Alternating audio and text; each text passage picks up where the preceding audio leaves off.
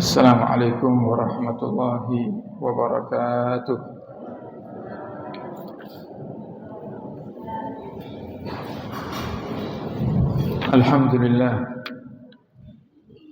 Alhamdulillahilladzi an'amana bi ni'matil iman wa adkhalana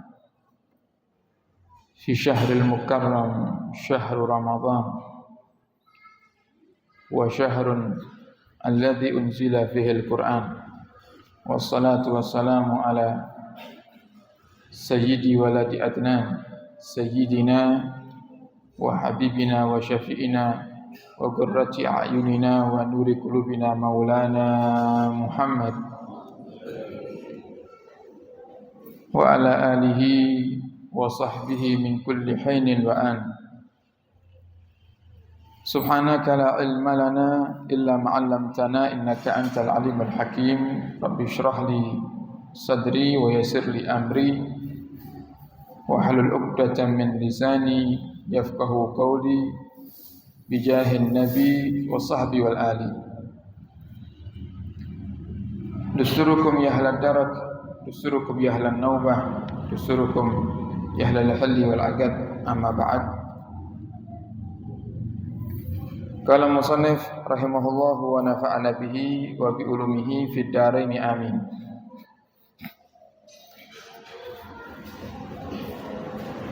La yakmulu halud da'i ila rabbil alamin hatta yasira qawluhu wa fi'luhu hujjatan ala jami'il mu'minin. Wa qala idza ra'aita al-'alim yufidu bi qawlihi duna fi'lihi fa'lam annahu naqis. Wa idza ra'aita al-muta'allim tufiduhu al-aqwal wa la tu'addibuhu al-af'al fa'lam annahu an-tahsin naqis. Alhamdulillah, kita bersyukur kepada Allah Ta'ala yang telah memberikan kepada kita nikmat yang begitu banyak, terkhusus di bulan suci Ramadan, bulan yang dikatakan oleh Nabi kita Muhammad sallallahu alaihi wa alihi wasallam awwaluhu rahmah wa awsatuhu maghfirah wa akhiruhu itkum minan nar. Bulan yang awalnya adalah rahmat, pertengahannya adalah ampunan, dan akhirnya adalah pembebasan daripada siksa neraka.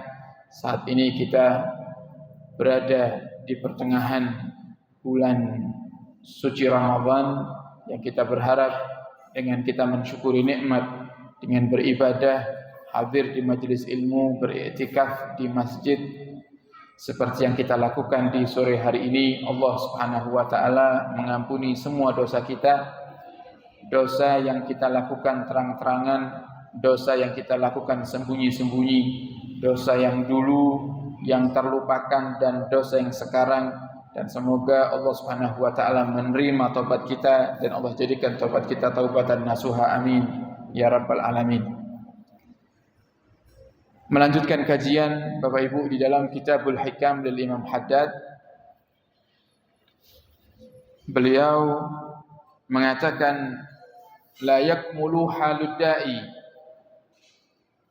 ila rabbil alamin hatta yasira qawluhu wa fi'luhu hujjatan ala jami'il mu'minin.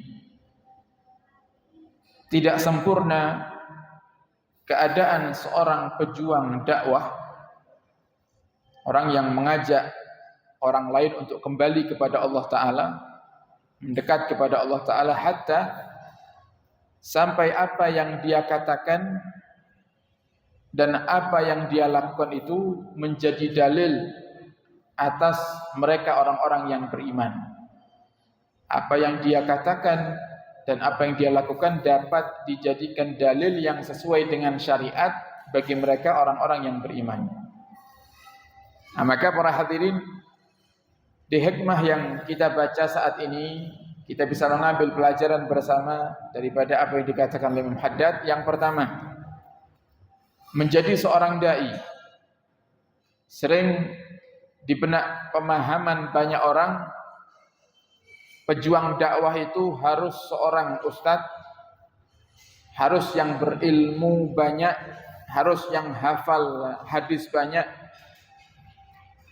harus di atas mimbar, harus dengan ceramah. Padahal Bapak Ibu, pejuang dakwah itu bukan hanya mereka yang bisa memberikan nasihat dengan lisan, tapi mereka yang bisa membantu seluruh daripada apa yang dibutuhkan dalam dakwah Islam, dakwah Nabi kita Muhammad ini. Maka dia layak untuk disebut sebagai pejuangnya Nabi kita Muhammad sallallahu alaihi wasallam. Dan hukum daripada berjuang, nah, banyak di antara umat juga yang memahami kalau berjuang itu seakan-akan bukan satu kewajiban. Padahal banyak sekali hadis Nabi kita Muhammad sallallahu alaihi wasallam dan bahkan ayat-ayat dalam Al-Qur'an yang menjelaskan betapa pentingnya perjuangan. Betapa pentingnya kita ikut andil minimal walaupun sedikit di dalam setiap perjuangan dakwah, baik itu berkhidmah ke masjid, baik itu membantu pondok-pondok pesantren, madrasah-madrasah diniyah, dengan apapun yang kita bisa. Sebagaimana yang Allah katakan Bapak Ibu dalam Al-Qur'an. Kata Allah Subhanahu wa taala, katakan wahai Muhammad kepada mereka umatmu, jika keluarga mereka, istri mereka, orang tua mereka, harta mereka, rumah yang mereka damba-dambakan, perdagangan yang mereka takuti kerugiannya, jika semua itu lebih mereka cintai daripada 3 hal. Kata Allah, apa itu? Lebih mereka cintai yang pertama daripada Allah Ta'ala, daripada Rasulullah SAW, wa jihadin fi sabilihi, dan berjuang di jalan Allah, maka fatarabbasu. Kata Allah, tunggu saatnya, hatta ya'tiyallahu bi amrih. Allah akan datangkan perkara-perkaranya kepada mereka, orang-orang yang lebih mencintai hartanya, lebih mencintai keluarganya, lebih mencintai perdagangannya, sehingga mereka lupa untuk berjuang di jalan Allah Ta'ala. Mereka lupa kalau mereka punya Tuhan Allah. Mereka lupa kalau mereka punya seorang Nabi yang bernama Nabi Muhammad, sehingga mereka akan mendapatkan perkara-perkara yang begitu menakutkan daripada Allah Ta'ala. Dan Allah Subhanahu wa taala dalam ayat tersebut, Allah tidak memberikan hidayah kepada mereka orang-orang yang fasik. Terus tiang niku Bapak Ibu, kalau tidak mencintai Allah, tidak mencintai Nabi Muhammad, tidak suka berjuang, maka Allah golongkan mereka termasuk orang yang fasik. Nah, kita kalau mau mengaku cinta kepada Allah, kita harus ada buktinya. Kita harus punya bukti. Kata Imam Haddad kemarin, enggak cukup hanya sebuah pengakuan dengan lisan, enggak cukup Bapak Ibu. Bahkan pengakuan tanpa adanya bukti itu adalah dosa. Saya cinta Allah tapi enggak ada buktinya. Orang ngaku cinta Allah tapi enggak puasa. Ngaku cinta Allah tapi orang sholat. Nah, ini kan menyimpang, enggak seimbang itu. Orang itu kalau cinta, Bapak Ibu, dia pasti mengikuti perintah yang dicintai. Kalau dia cinta sama Allah, dia ikut perintahnya Allah. Nah, maka yang pertama, dari sini bisa kita ambil pelajaran bahwasannya berjuang itu bukan sunnah. Atau saat sempatnya, bukan. Berjuang itu wajib. Berjuang itu wajib. Siapapun wajib berjuang. Kata Nabi kita Muhammad, disebutkan di dalam kitab Irsyadul Ibad. Kata Nabi, muru bil ma'ruf wanhau 'anil munkar. Ajaklah orang itu untuk berbuat baik, cegahlah mereka untuk berbuat kemungkaran. Yang kita kenal dengan bahasa berdakwah, berjuang. Kata Nabi Muhammad, Nabi perintahkan ini, perintahnya bukan hanya wahai para ustadz, enggak. Nabi perintahkan secara umum untuk semua umatnya. Ajak orang untuk berbuat baik, cegah mereka untuk berbuat kemungkaran. Nah, sekarang kita lihat, kadang kita ini Bapak Ibu mau mencegah orang untuk berbuat baik, Mau mencegah orang untuk apa? Untuk mencegah orang untuk berbuat kemaksiatan kita takut. Mau mengajak orang untuk berbuat baik kita nggak berani. Disuruh negur orang, ayo Pak sholat, takut kita, nanti ngamuk Ustaz. Nah, maka kita siasati. Dengan apa? Kita berjuang di masjid, bantu masjid. Kan jenengan bantu masjid sama dengan jenengan mempermudah orang sholat di masjid. Ini takmir bikin acara seperti ini. Ini tanpa disadari para hadirin. Ini takmir sama dengan dia berjuang ngajak orang sholat. Ini kira-kira sore hari ini kalau takmir Masjid Pelem nggak ngadakan buka bersama, jenengan sholat maghrib di sini nggak kira-kira? Sholat maghrib di sini nggak? Atau buka di rumah kira-kira? Nah, kita buka di rumah mungkin. Ya. Berarti takmir membuat satu program gimana caranya orang itu sholat masjid di Masjid Pelem. Nah, sholat isya maghrib di Masjid Pelem. Nah, coba lihat. Nah, ini dakwah namanya. Jadi bukan kok harus dengan lisan. Oh sholat, jangan maksiat, nggak harus dengan lisan. Tapi dengan kita siasati, dengan satu tindakan-tindakan kita bikin program-program yang baik para hadirin supaya orang itu sakit mentaati perintah Allah dan menjauhi larangannya. Kata Nabi Muhammad, perintahkan orang untuk berbuat baik, ajak orang untuk berbuat baik, cegah mereka dari kemungkaran, kemaksiatan. Sebelum, kata Nabi Muhammad, apa katanya? Qabla an tastaghfiru fala yaghfirullahu lakum. Sebelum kalian beristighfar, tapi istighfar kalian enggak diterima sama Allah Ta'ala. Artinya orang yang tidak mau ikut andil di dalam perjuangan dakwah Nabi kita Muhammad SAW, walaupun dia ahli istighfar, istighfarnya tertolak. Rugi.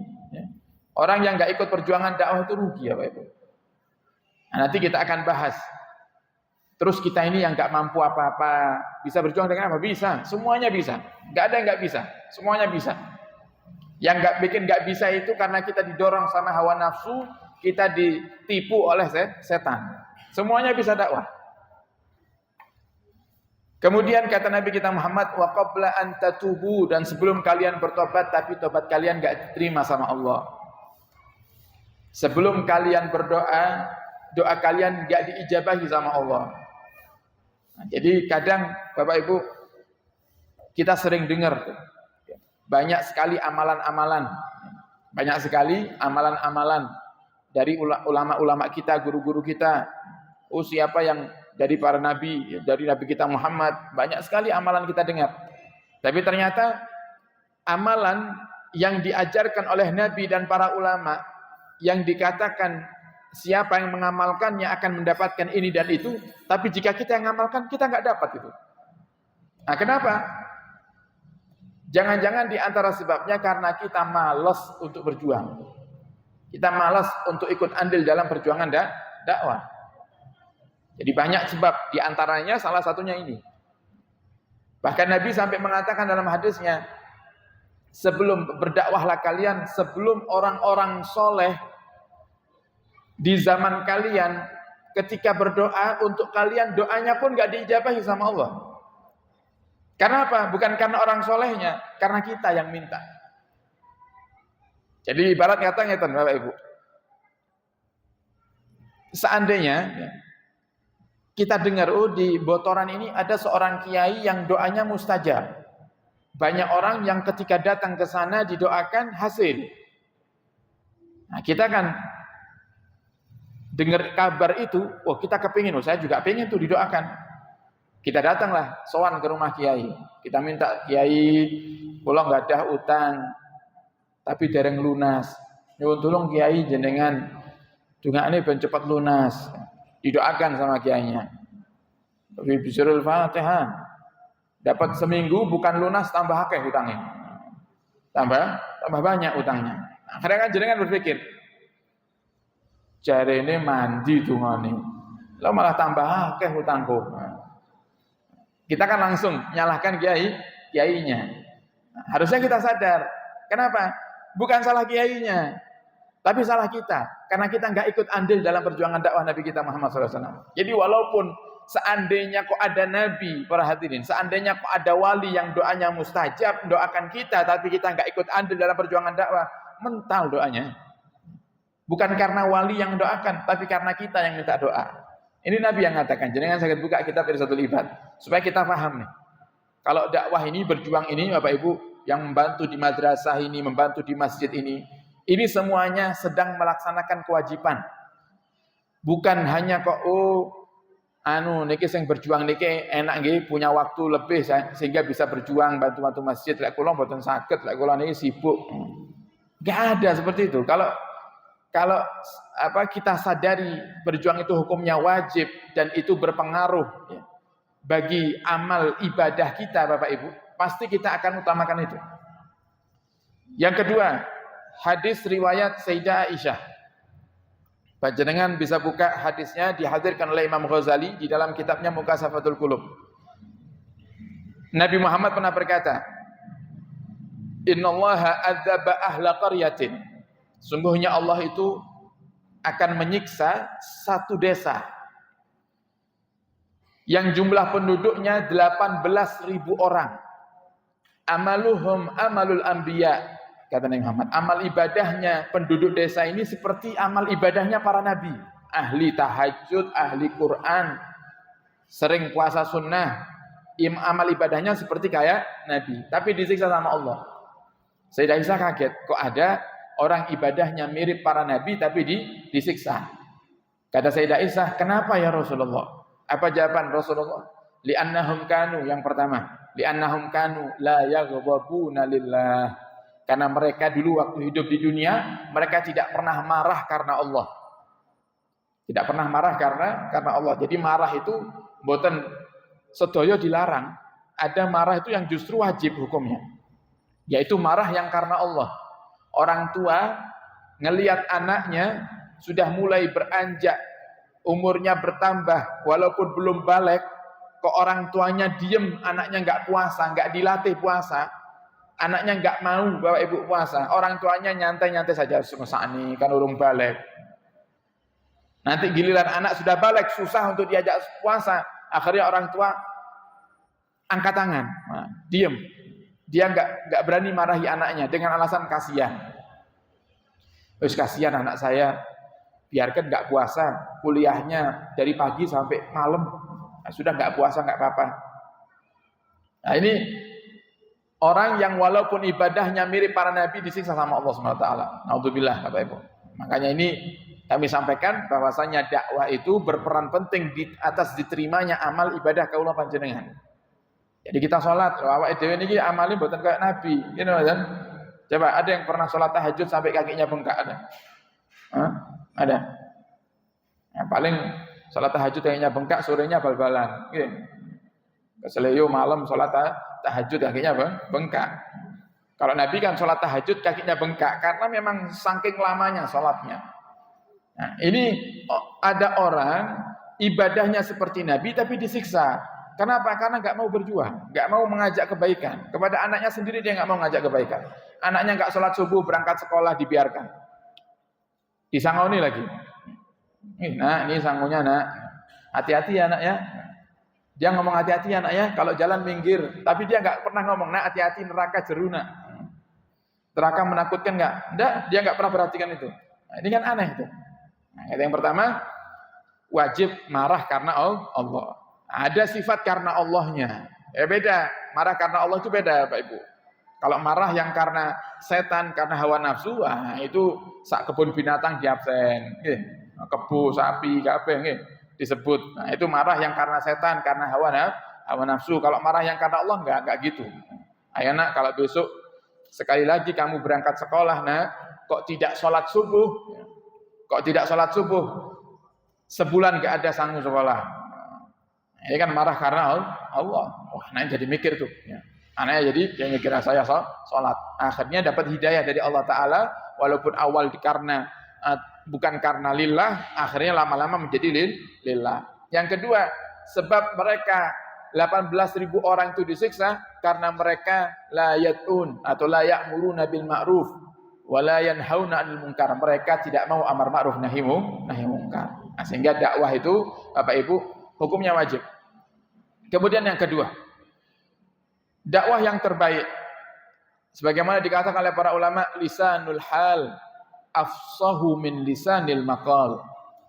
Berdakwah dengan praktek, memberikan contoh, suri tauladan, bagi target yang kita ingin rubah kebiasaan buruknya, itu lebih baik daripada kita berdakwah dengan lisan kita. Panjenengan kepingin merubah anaknya yang gak pernah sholat jadi ahli sholat, jenengan kasih contoh dulu jenengan sholat. Bapaknya nyuruh anaknya, nah jangan tinggalkan sholat ya nak ya, jangan sampai ada yang bolong nak ya sholatnya. Tapi bapaknya ternyata ora tahu sholat.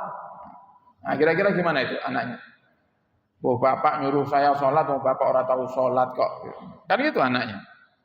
Pasti ngomong gitu, pasti ngomong gitu. Seandainya kok anaknya takut mau ngomong gitu, di dalam hatinya dia ngomong gitu.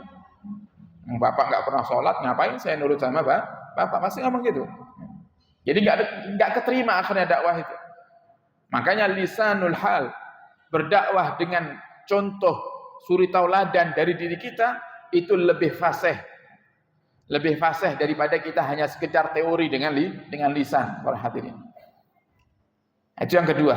Hikmah yang bisa kita ambil yang kedua adalah kata Imam Haddad, seorang yang ingin dakwahnya sampai kena dalam hati orang yang ditargetkan, dia harus kasih contoh dulu. Kemudian yang ketiga, Bapak Ibu, kita bisa berdakwah dengan berbagai macam cara. Yang pertama dan yang paling utama, yang pernah belajar ilmu agama, mondok di pondok pesantren, kami menghimbau diri kami pribadi dan juga mereka yang pernah di pondok pesantren, jangan tinggalkan ilmumu dengan tidak mengajar. Walaupun ngajarinya alif ba ta, enggak apa-apa. Yang penting ngajar. Dikatakan oleh para ulama, ilmu itu akan menetap di dalam hati dan pikiran kita kalau kita ajarkan. Semakin orang itu mengajarkan ilmunya, semakin bertambah ilmunya. Jadi yang lulusan pondok-pondok pesantren, jangan tinggalkan tadris, ngajar, taklim, mengajarkan kepada orang-orang yang belum tahu. Semampunya, yang paham sholat, yang ngajari sholat. Yang paham tentang puasa, yang ngajari puasa. Yang pahamnya tentang wudhu, ngajari wudhu. Yang kita mampu aja, yang nggak tahu, jangan kita berusaha untuk ngajarkan. Pahami namun fikih sholat, ngajari fikih warisan. Beribun. Ditanya, niki Ustadz, ini di keluarga ada warisan sekian ratus juta Ustadz, ini cara baginya seperti apa Ustadz? Oh jenengan 1 juta, ini adik jenengan selawe, pulau 10 juta. Malah ngoten, kenapa nggak paham? Tidak paham. Ngajari yang paham aja, yang paham sholat ngajari sholat, yang paham wudhu ngajari wudhu. Kemudian yang kedua, jadi yang pertama yang bisa berdakwah dengan ilmu, berdakwah dengan ilmu. Yang kedua, para hadirin, berdakwah dengan ide pikiran. Gimana caranya dakwahnya Nabi niki saged berkembang. Nah, seperti yang berjuang di masjid ini. Kan enggak semuanya ceramah. Enggak semuanya baca kitab. Ada yang berjuang di bagian struktur. Mereka berpikir bagaimana caranya keuangan masjid aman sehingga program-program masjid bisa berjalan dengan lancar. Nah, itu juga berpikir, itu berjuang. Atau panjenengan bikin satu program-program yang menarik minat orang itu dan warga sekitar untuk pergi ke masjid. Kan banyak sekarang, contohnya banyak. Bisa kita lihat di media-media sosial. Ya. Masjid-masjid yang bagaimana mereka itu bisa menarik puluhan, ratusan orang bisa sholat di masjid. Bahkan subuh sampai penuh nutup jalan. Nah, dengan program yang mereka buat, itu bisa, ide-ide itu jangan sampaikan. Dan jangan pernah ragu. Ini juga kami menyuarakan masjid-masjid, pondok-pondok pesantren, madrasah kalau ingin membuat program yang ternyata di situ membutuhkan biaya yang besar, jangan ragu untuk memulai. Mulai aja dulu. Apalagi kalau masjidnya wakaf, sudah pasti dipermudah sama Allah Ta'ala. Ada satu orang datang ke rumah. Dia bilang ke saya ini sering dimintai tolong sama pengurus-pengurus masjid untuk cari dana. Tapi ada satu masjid, saya keliling cari dana ke donatur-donatur, nggak ada satupun yang ngasih. Padahal biasanya beliau-beliau ngasih semuanya. Ini satu pun nggak ngasih. Akhirnya saya tanya, masjid yang donaturnya pada nggak ngasih itu sudah wakaf belum? Sudah wakaf belum? Dia bilang belum, Bapak. Coba diurus wakafnya, wakafkan. Karena kalau sudah wakaf itu berarti milik Allah. Kalau sudah milik Allah, ya Allah yang ngurusi. Kita nggak perlu pusing. Di Nganjuk juga seperti itu. Ada satu ustadz datang ke saya, Bib, gimana Bib ya? Minta saran. Kita itu dapat tanah wakaf, Bib, dari orang kaya untuk bangun masjid. Sudah kadung dibangun, dikasih pondasi, lah kok ternyata pondasinya kebablasan. Makan tanahnya yang bukan wakaf. Makan tanah yang bukan diberikan untuk masjid. Jadi makan tanah orang. Makan tanahnya itu nggak nanggung-nanggung. Banyak makamnya. Ini saya ngukur pas pondasi keliru, ngantuk rupanya. Tanahnya orang kena. Lah yang punya tanah yang kena masjid, kena bangun masjid ini, ya yang wakaf tanah untuk masjid ini. Tapi belum diwakafkan, jadi cuma diberikan aja. Gitu.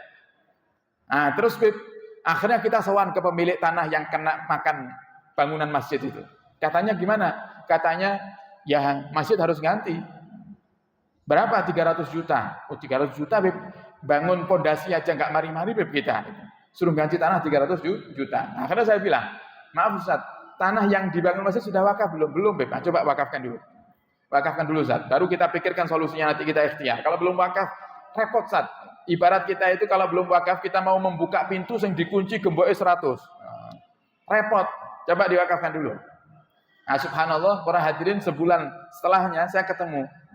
Cerita Ustaznya, alhamdulillah Beb, masjidnya wakaf dan kita dapat solusi. Akhirnya saya tanya, gimana Ustaz solusinya?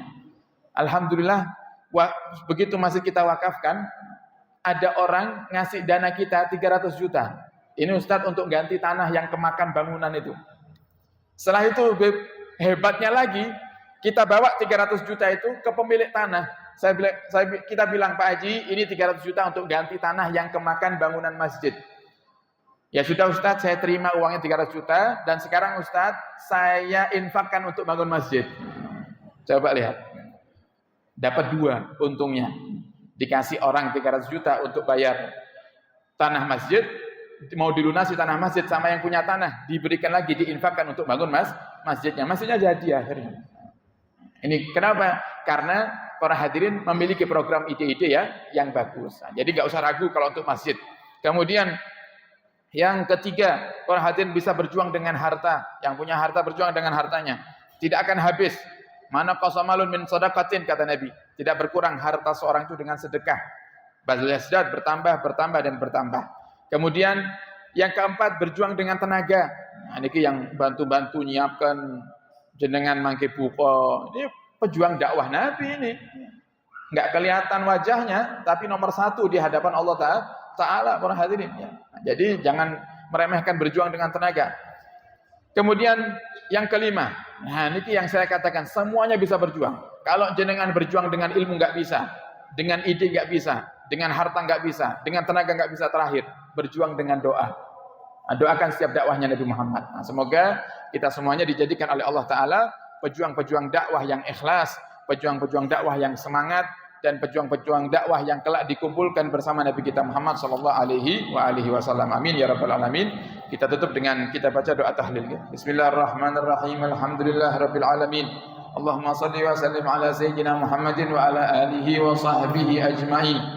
Allahumma ij'al wa awsil taqabbal thawaba qara'nahu min al-Qur'anil 'azim wa ma kullahu min qawli la ilaha illallah wa ma subhanallah bihamdihi wa sallallahu ala nabi Muhammad sallallahu alaihi wasallam fi hadzal majlis al-mubarak hadiyatan wasilah ورحمة نازلة نهدي ثواب ذلك إلى روح سيدنا رسول الله محمد بن عبد الله صلى الله عليه وسلم وأزواجه وذريته وأصحابه وجميع أولياء الصالحين خصوصا إلى روح لمن استمعنا ها هنا بسببهم وتلونا لأجلهم إلى روح Bapak Haji Ahmad Siraj bin Kardi, Bapak Ismail bin Karsa Sentana, wa Ibu Hajah Juwairiyah binti Abdullah, wa Bapak Kardi bin Kadis, wa Ibu Hajah Supinah binti As'ad, wa summa ila ruhi Bapak Yatmo binti Manjain, wa summa ila ruhi Ibu Musringah binti Mukandar, wa ila ruhi Harjo Suwikna, wa ila ruhi Saminam, wa ila ruhi Bapak Malkani bin Karsa Sentana, wa ila ruhi Ibu Suliyah wa usulihim wa furuhim, wa jami' abaina wa abaikum ummahatina ummahatikum wa ajdadina wa ajdadikum ya hadruna khasa. أن الله يتغشاهم بالرحمة والمغفرة وأن الله يجعل قبورهم روضة من رياض الجنان على هذه النية وعلى كل نية صالحة بجاه النبي وآل النبي إلى حضرة النبي صلى الله عليه وسلم ونهدي لهم الفاتحة.